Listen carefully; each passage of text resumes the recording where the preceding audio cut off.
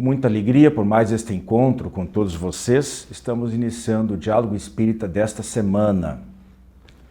Perdão e justiça é o assunto que vamos tratar no tema livre. Quando uma vítima direta ou um familiar diz que perdoa alguém que cometeu um grande mal, mas só deseja ver realizada a justiça, será que ela está perdoando de verdade? Jesus na cruz pediu perdão aos seus algozes, pediu perdão a Deus, ao Pai, pelos seus algozes, porque disse que eles não sabiam o que faziam. Ok, Jesus de certo estava se referindo ao fato de que eles não acreditarem que ele era quem ele era, né? Ou no bem que emanava da sua doutrina.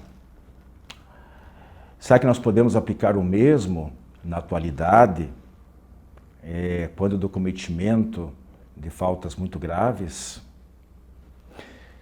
Esses culpados não sabem realmente o que é certo e o que é errado? Seriam eles apenas vítimas da sociedade ou do sistema? Ou merecem clemência porque são ignorantes das leis divinas, incluindo as consequências da lei de causa e efeito, aplicada através da reencarnação? Vamos ver o que os nossos apresentadores têm a dizer a respeito. Nós temos ainda o quadro Saúde e Espiritualidade e o nosso programa começa a partir de agora.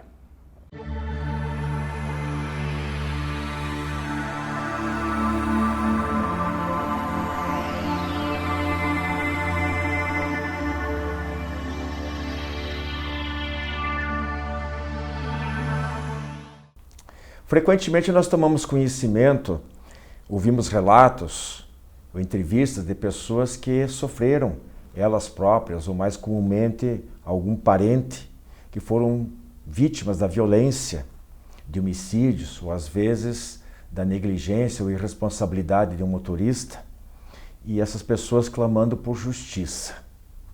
Dentre essas pessoas, algumas limitam-se a apenas isso.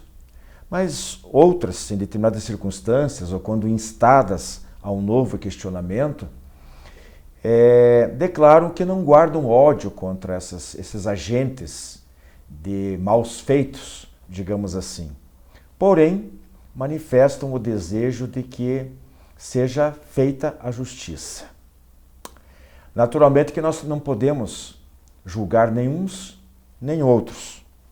E por mais que a gente possa tentar se colocar no lugar dessas pessoas, nos solidarizar com a sua dor, com o seu sofrimento,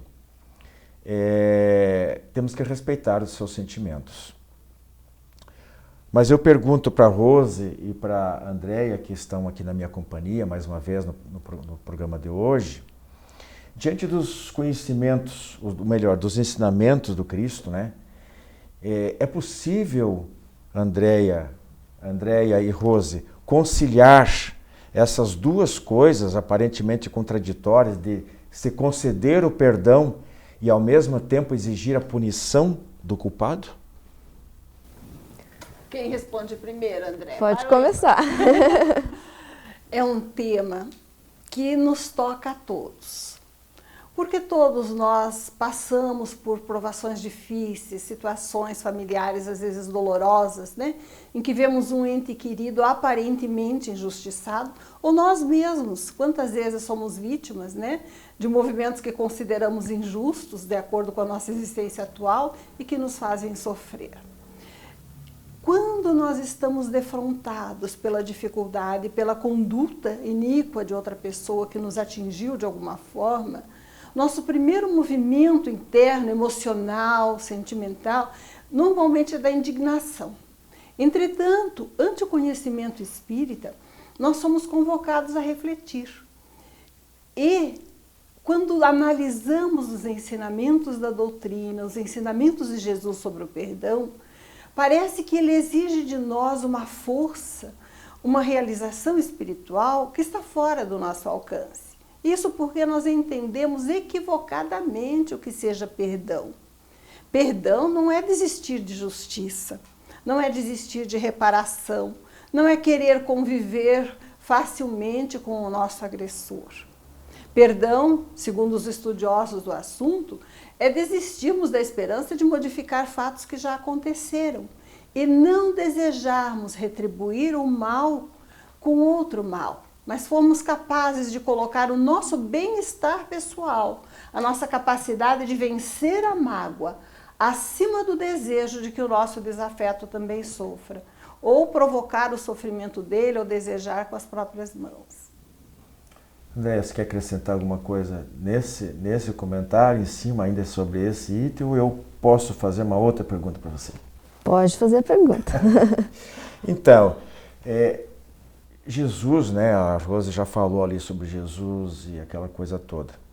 Jesus, quando já na cruz, infame, né, traído, vilipendiado, depois de ter sido açoitado, humilhado e já crucificado, injustamente ele se dirigiu ao Pai numa prece e pediu perdão aos seus algozes, dizendo que eles não sabiam o que estavam fazendo.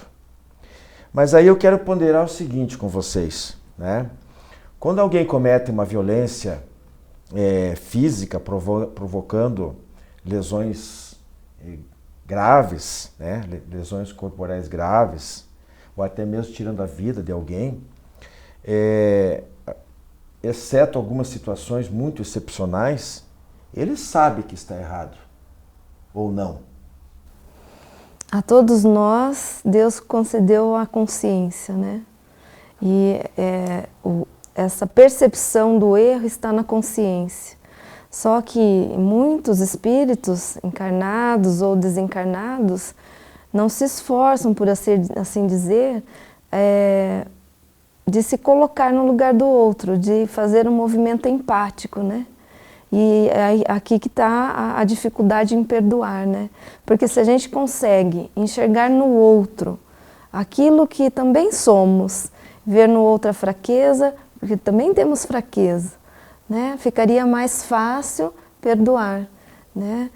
Quando a gente é indulgente com o erro do outro, talvez a gente não abra mão, como a Rose falou, da justiça, mas a gente consegue ter um espaço no coração para o perdão. É interessante lembrar, Wilson, sobre esse tema, que o próprio direito penal, ele vai aplicar a pena conforme o grau de responsabilidade, ainda que em tese o grau de consciência possível de ter, do culpado, do autor do ilícito. Então, se ele não tem condições de avaliar a ilicitude da sua conduta em absoluto, por um problema mental, por um problema emocional, por uma patologia, por uma cultura muito diferente da nossa, isso é levado em conta no grau da pena. Imagine a justiça divina, né?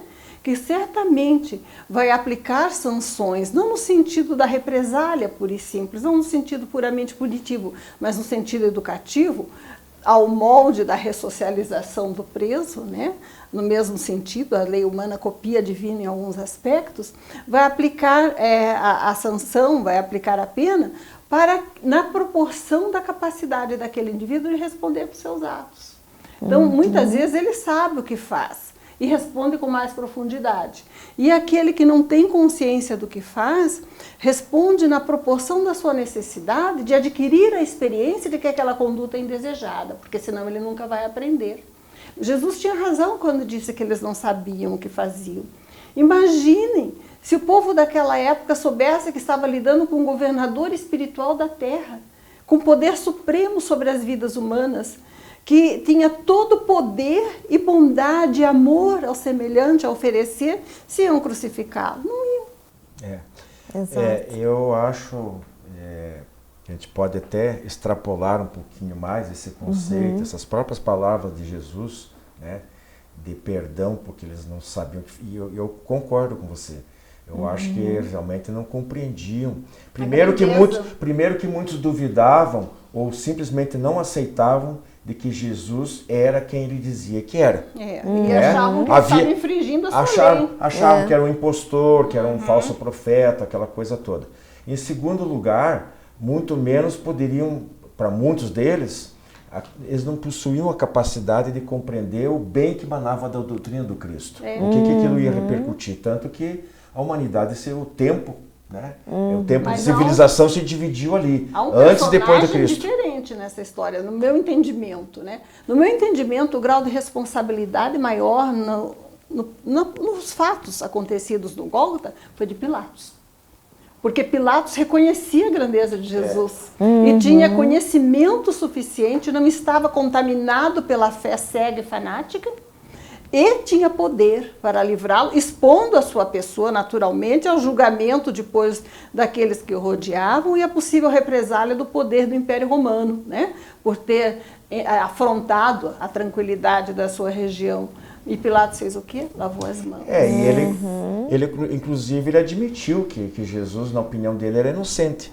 Mas ele não quis se indispor contra os judeus, não quis ferir as leis judaicas e preferiu se omitir. Olha o grau de responsabilidade, muito maior que de Anás e Caifás, que estavam cegos. Mas aí que entra a seguinte situação.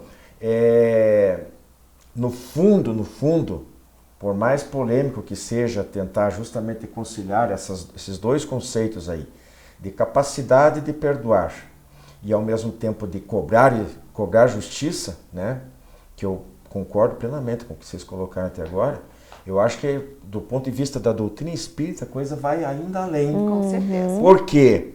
Porque independente do que o indivíduo tenha o conhecimento, os conceitos que ele tenha sido educado, o que é certo, o que é errado, não se aproprie do alheio porque isso é passível, né, é irregular, etc, etc. Eu penso assim, que de modo geral, todo nível, a gente está falando aqui num nível extremo de criminalidade, de barbarismos, de atrocidades. Mas tudo que o ser humano faz errado, ele o faz porque ele, de um modo geral, né, as fraquezas, mesmo para aqueles que sabem mais, tem as quedas, os percalços. Mas a grande maioria ignora realmente aquilo que nós sabemos. O que nós estamos fazendo aqui, por que nós estamos aqui, qual as consequências da lei de causa e efeito. Se eles soubessem que realmente, por exemplo, os corruptos, se eles soubessem efetivamente que vão renascer na miséria, eles pensariam duas vezes. Vão ficar em fila de posto de saúde às 4 da manhã. E é uma outra coisa interessante que a gente tem que lembrar sobre esse tema. Você não perdoa porque o teu agressor merece.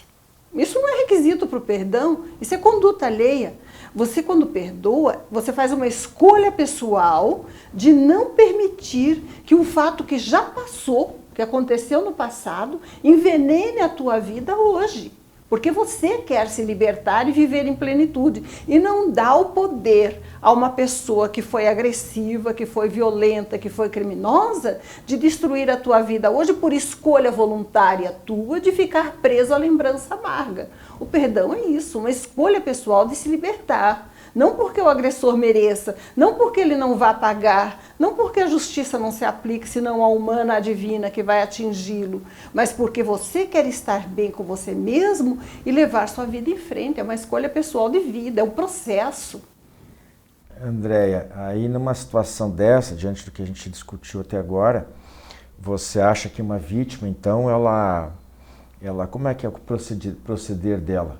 Ela deveria deixar tudo nas mãos de Deus, como se diz, para um dia a justiça divina alcançar esse culpado, ou ela deve realmente correr atrás e exigir que a justiça terrena também se faça presente, se faça ativa?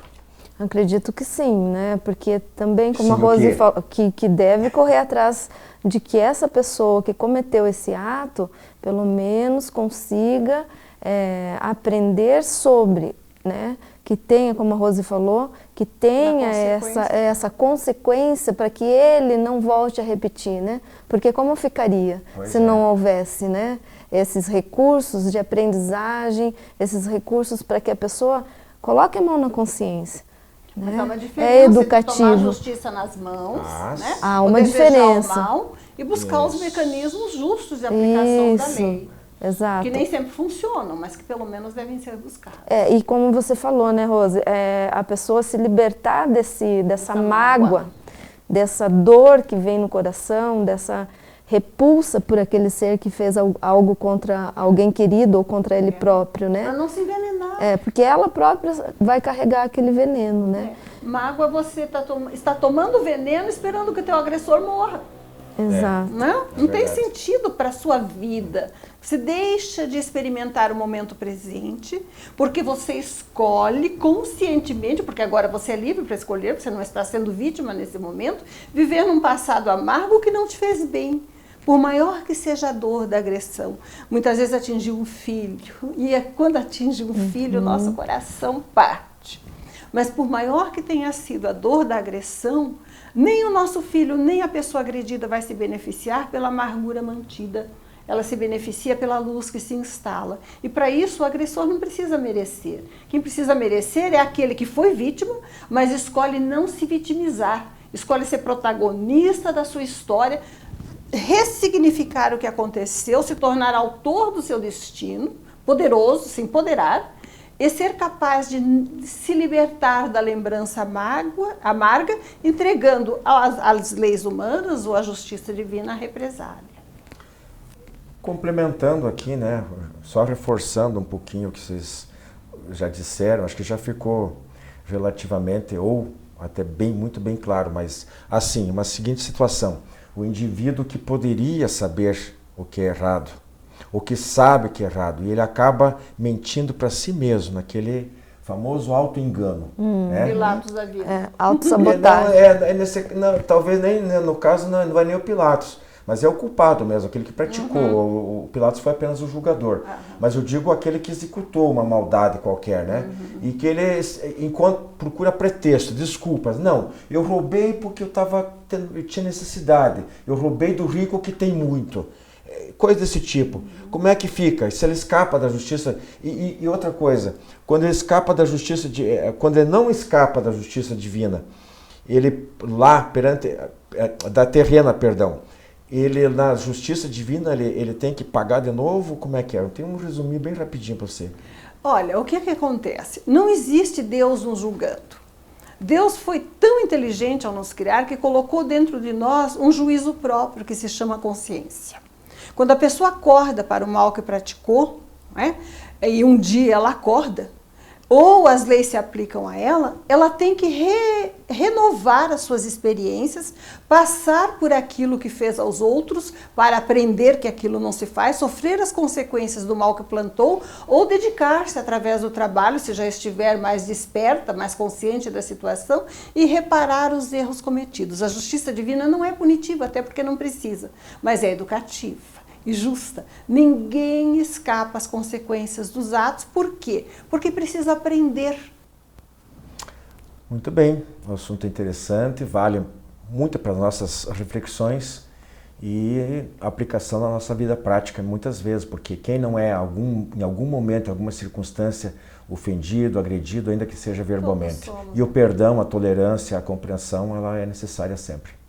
Abraço a todos. O jornal Comunicação Espírita é o órgão oficial da Associação de Divulgadores Espiritistas do Paraná. Tenho em mãos aqui a edição referente ao bimestre de setembro e outubro e gostaria de convidar vocês a conhecer o nosso trabalho. Vejo que nessa edição aqui eu chamo a atenção os segredos do cérebro e a ciência do espírito. Mais um importante veículo de informação que complementa tudo aquilo que nós trazemos aqui no Diálogo Espírita. Então, aguardamos o seu contato.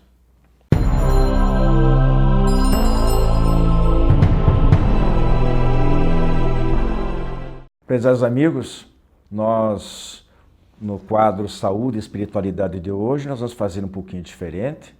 Eu estou aqui com o apresentador do quadro, que é o Dr. Edson Gomes Tristão, mas eu gostaria de entretê-lo com algumas ideias, alguns comentários, porque nós tivemos recentemente a realização do 5º simpósio da Associação Médico Espírita do Paraná. E eu me fiz presente e pude acompanhar ou quase todas as conferências. E eu queria oportunizar para o Dr. Edson fazer um apanhado, um balanço sobre mais esse evento, mais essa edição do Simpam. Por favor. É um prazer mais uma vez estarmos aqui presente. O simpósio, cada vez que a gente realiza, a gente tem novas experiências, aprende um pouco mais e ver forma de melhorá-lo cada vez mais. Ele vem num crescente, nós tivemos agora 404 participantes, foi o nosso maior número de público. Legal. E tivemos 40 médicos. A gente sabe que é difícil levar o colega médico para participar desses eventos, né? Apesar que o evento é dedicado mais a eles, mas a gente pega mais os paramédicos, os psicólogos, né? Terapeutas, do que na realidade o próprio médico. Mas dessa vez nós conseguimos levar 40 médicos, num valor de 400 pessoas, 10%. 10%, que já é um valor razoável, porque os nossos eventos médicos é muito difícil nós carrearmos os colegas, né?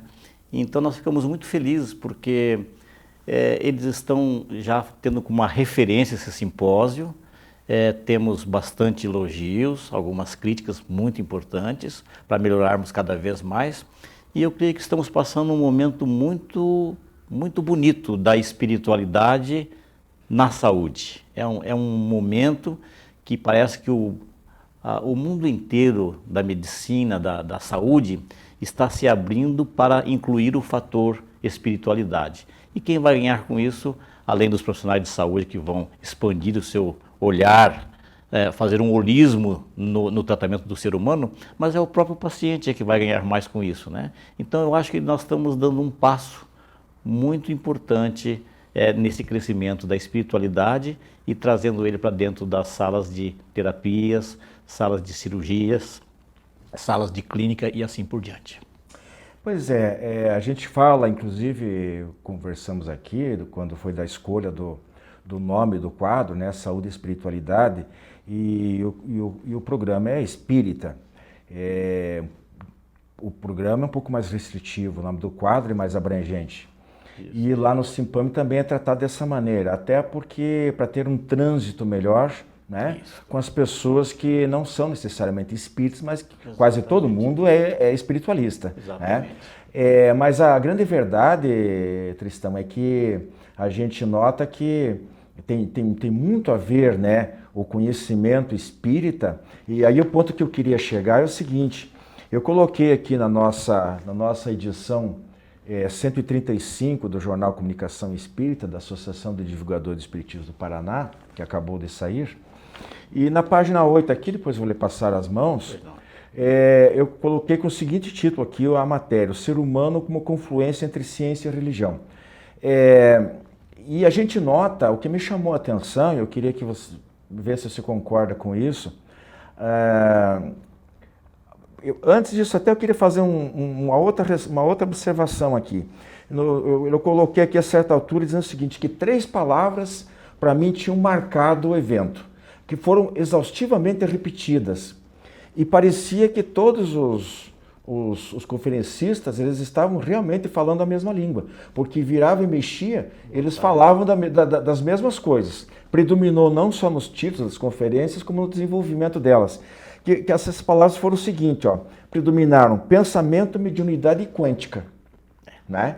Quântica é puramente científica, da física, e a mediunidade é uma coisa eminentemente espírita, né? E pensamento é uma coisa também bastante ampla.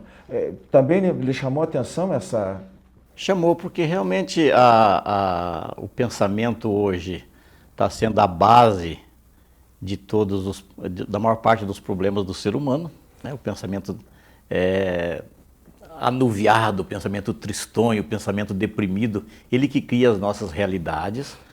O próprio Espiritismo já afirma isso, Emmanuel, André Luiz já nos afirma isso, a vigilância com os pensamentos, né?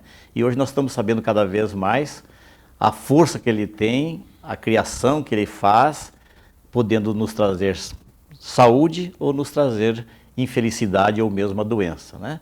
Então, os colegas que são colegas todos eles fazendo palestras no exterior, hoje sendo levados para fora do país, da Europa e nos Estados Unidos.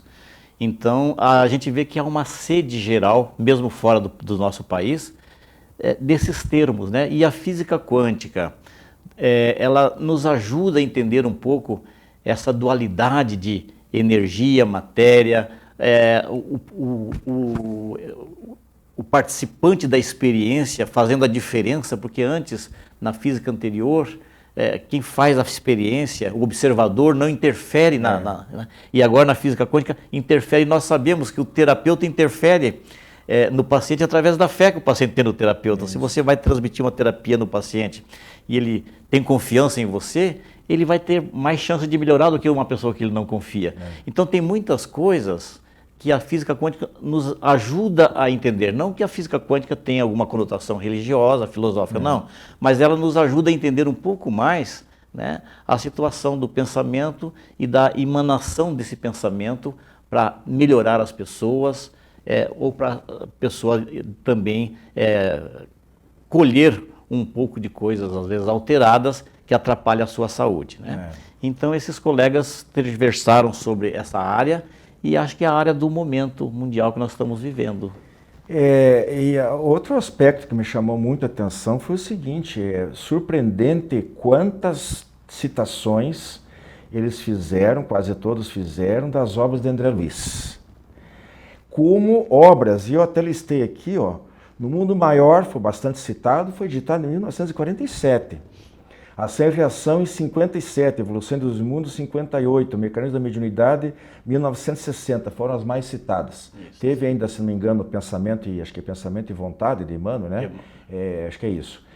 Mas essas 4 obras, elas foram muito citadas, e os extratos que foram tirados dessas obras, elas estão em perfeita consonância com as descobertas científicas de hoje nessa conexão de quântica e conexão espírito-matéria. Né? Exatamente. Hoje que eles estão assim, as AMES do Brasil, que hoje já são 72, né?